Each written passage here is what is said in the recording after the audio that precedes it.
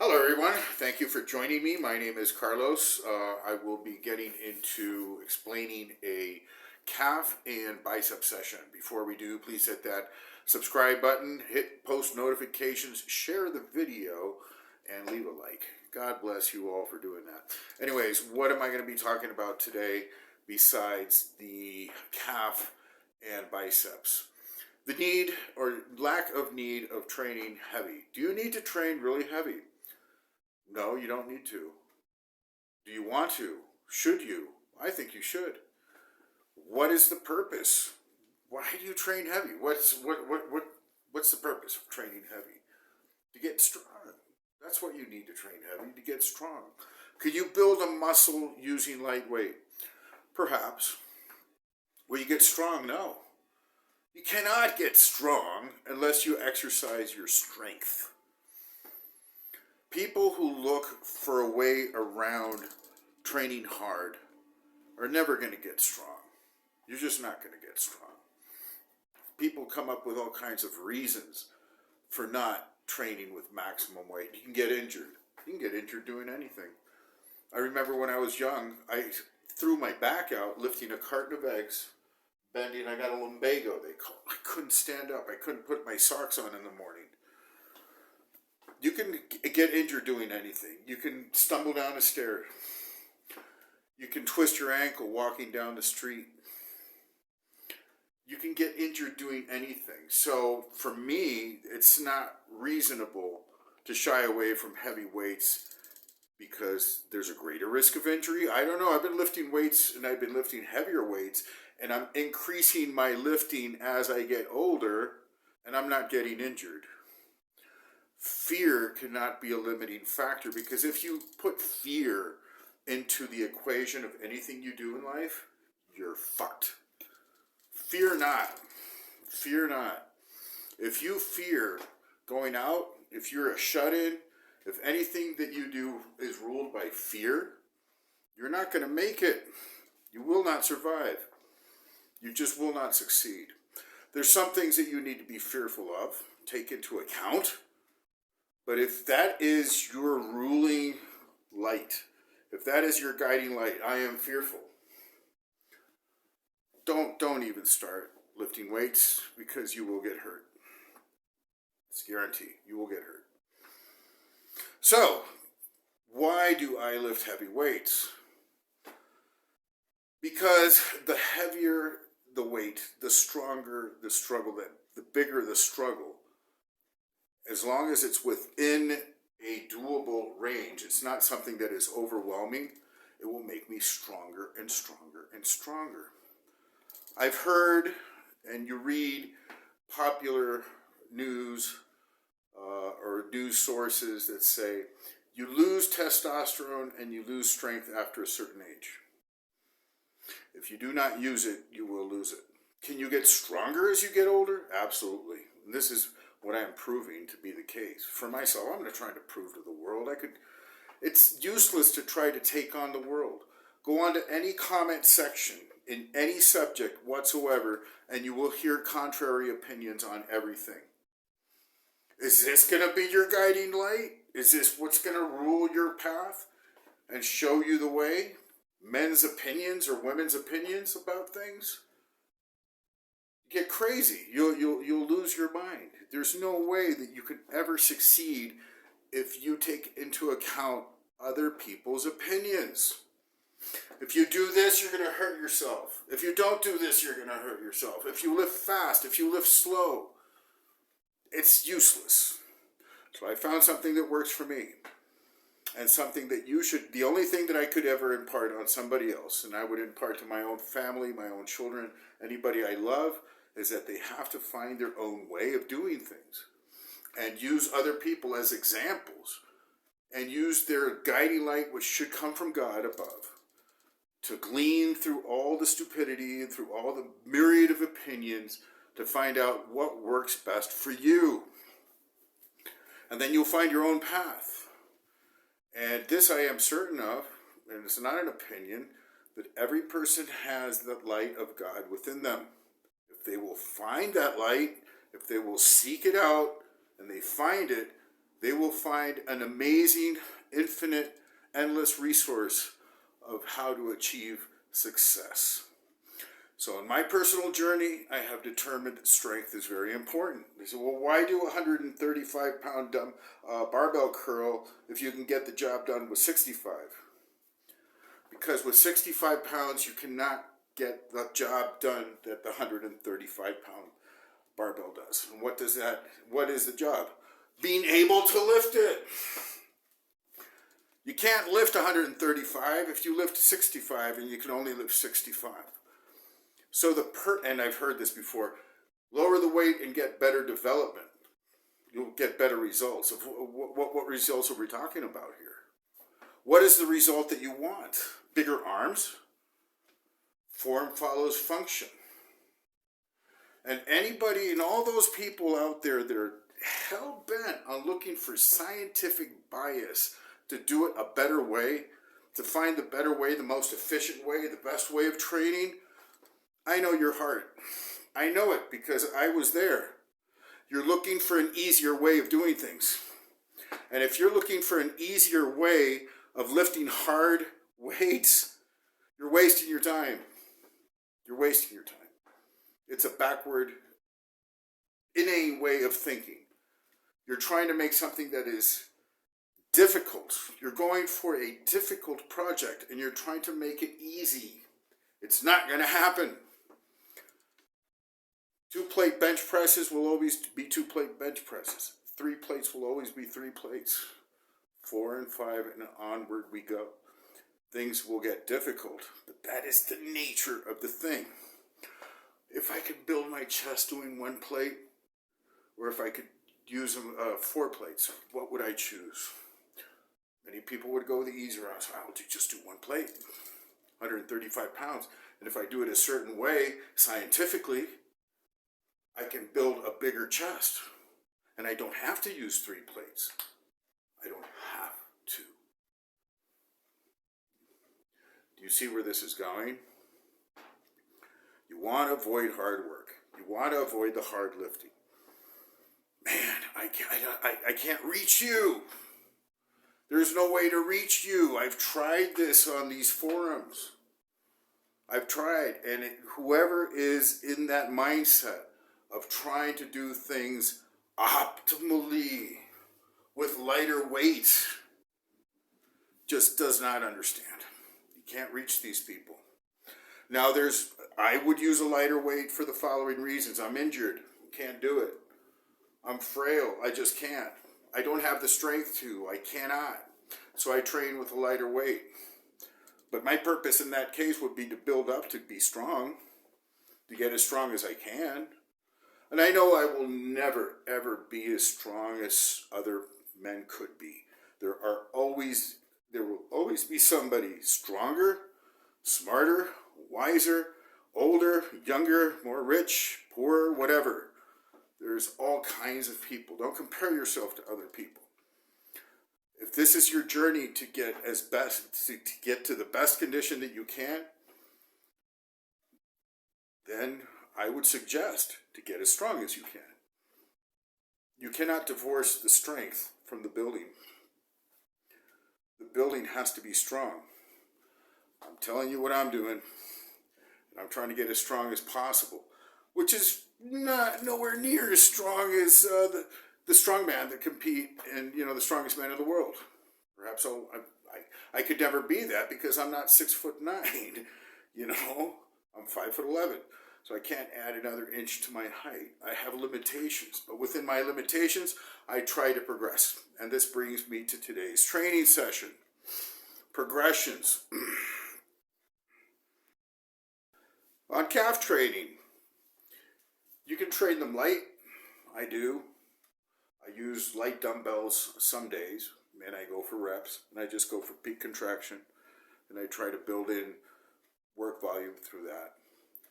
Can you train them heavy? Absolutely. Should you? You can. If you can, you should.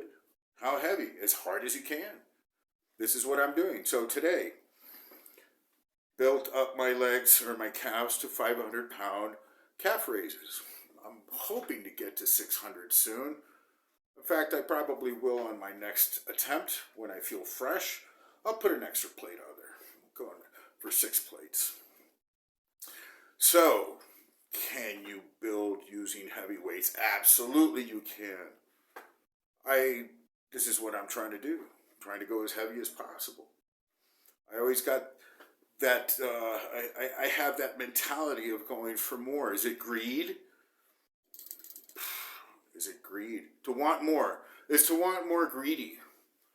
Perhaps, perhaps not. Greed, in my book, is an inordinate, unreasonable overreach. That is greed. But to want more is abundance. It's always wise to be abundant, to not be needy, to not be lacking. If you've never tried to do a calf raise with 500 pounds, you'll never, ever be able to. Sure, you have to start out with 200, and then as you advance, you go up to 300. One day, you get brave and put 350 on there, and then you'll be able to do that, and then you do 4, and then 5, and it increases. You'll find your upper limit one day, but the idea is to always progress. And so in this new year, 2023, I don't know how this will age because the year 3033 will come one day. So here we are in the year 2023, and I'm trying to progress. I want to progress on my lifts. I want to get stronger on that power curl, the one that I do with 1 plate. I would really enjoy myself. I would enjoy seeing myself do 2 plates. Oh, you might rupture a tendon. Yeah, you could. You could rupture it with 20 pounds. Is that going to stop you? Is that what stops you? Fear? Oh, just close that book and write your final chapter off and says, the end. Because when fear takes over, it's over. You're not going to progress. Fear is ruling your life. Anyways, I'll leave you with this training video. I hope my words have edified or stimulated or in any capacity made you a better person. God bless you, and we'll see you in our next episode. So, today we were really just bombing it here on the Smith machine, trying to take maximum advantage of this apparatus and keeping on track with the training frequency also. Calves are very stubborn, it will be said. It is true. I've had a hard time growing them, but just through persistence and continually doing these sets and reps week after week after week, there are small changes. There are more visible changes happening. And so here we try to go as heavy as I can actually. You're just doing reps with 3 plates, but my working range now is between 400 and 500 pounds. Here's our first true working set. It's really trying to get on those tippy toes, making sure to get a peak contraction, although that is difficult with this weight. Nonetheless, that's what we try to do, and just obviously try to get as much work volume into the calves as possible. Calves are designed to take a lot of work, and it's one of the features that you see on overweight people that are truly outstanding in many cases are the calves. Why? Because they have to support a lot of weight. So here, this is what we do in our training session, just trying to get in all that weight as we can. And here we go up to 4.5 plates, around 455 pounds. The idea here also is not to stretch too much. I know that there's some guys out there, some teachers that really are gung-ho about the stretch. And the problem with that, with the extreme stretch, is that you can rupture your Achilles tendon. It's good enough to go enough, just enough to engage the calf and to produce the peak contraction. You don't want to rupture your tendon, God forbid, be a horrible injury. So we don't go all the way down. We don't put an emphasis on trying to just stretch the thing. It's not needed. Here we go for the seated calf. Now, this particular exercise has been really helping my definition a lot. It's been helping the inside of the calf. At least that's where I get really sore from this exercise on the next day, which is pretty much how you determine where it is that you were, most effectively targeting the muscle, is by the DOMs on the next day. And this one for sure actually, really produces a lot of effort in the inside of the calf. Here I got stuck.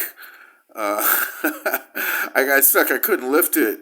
I put the thing too high, and I had to get a spotter to help me here. So here we go for another rep. Sorry, another set with the seated calf. Again, trying to maintain the work volume between 8 and 10 working sets per session. I know that's a lot of work. A lot of people really aren't into calf training, but in my opinion, calves are absolutely necessary.